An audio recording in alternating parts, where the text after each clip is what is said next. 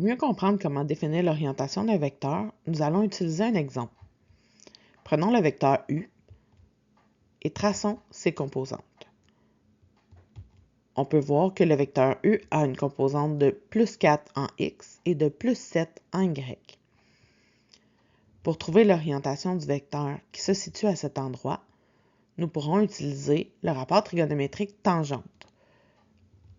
Pour trouver l'orientation du vecteur, nous ferons donc arc tangente de la composante Y sur la composante X du vecteur, puisque la tangente d'un angle, c'est égal à la mesure du côté adjacent sur la mesure du côté opposé.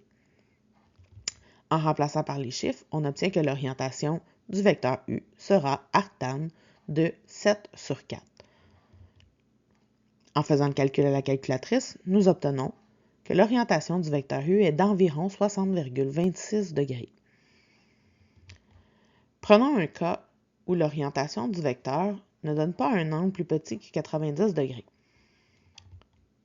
Nous commencerons par observer les composantes du vecteur V, qui sont de plus 8 en X et moins 3 en Y.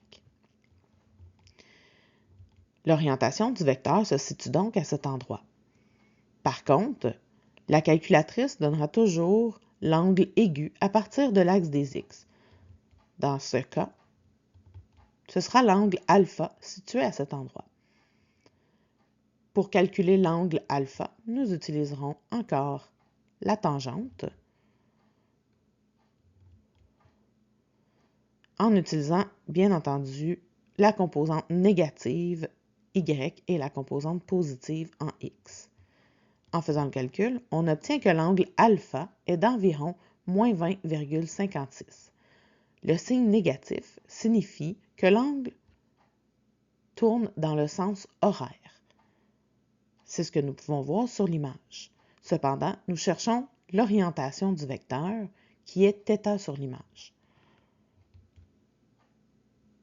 Nous ferons donc 360 plus l'angle alpha, ce qui veut dire 360 plus moins 20,56 pour obtenir 339,44 degrés. En observant bien l'image, il est possible de voir que l'angle est supérieur à 270 degrés. Notre réponse est donc valable.